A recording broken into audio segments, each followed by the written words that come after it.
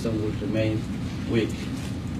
Furthermore, access to financing continues to be limited for both the public and private spheres.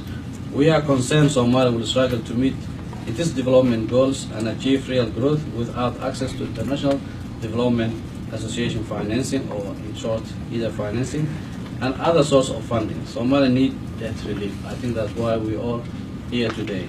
And the importance of the debt relief is that we recognize that the relief will take, the debt relief will take time. We are very much aware of that. And it will be also challenging to meet all the requirements under this process. But we need to impact this path today. We cannot wait for tomorrow.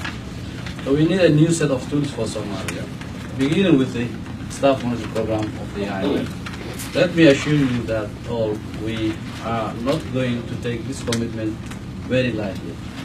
The SMB is our lifeline, and that's why it's very, very serious for us. It has brought much needed focus to our institution building and elevated political support for structural reforms. We are confident that we will meet these benchmarks, and we have already demonstrated the positive track record that we have achieved within short periods of time.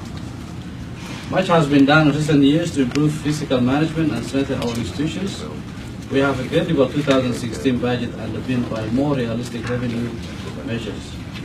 We have introduced electronic payments, scale up the Somali financial management systems, and also established commitment centers. This means that all transactions are now processed live, handling of cash is limited and minimized, and we are limiting the approval of arrears. We have taken steps in the short term to improve the administrative capability by modernizing tax collection and reducing taxpayers, while we revisit the tax legislations, broaden the tax base, and invest in robust systems in the mid to long term.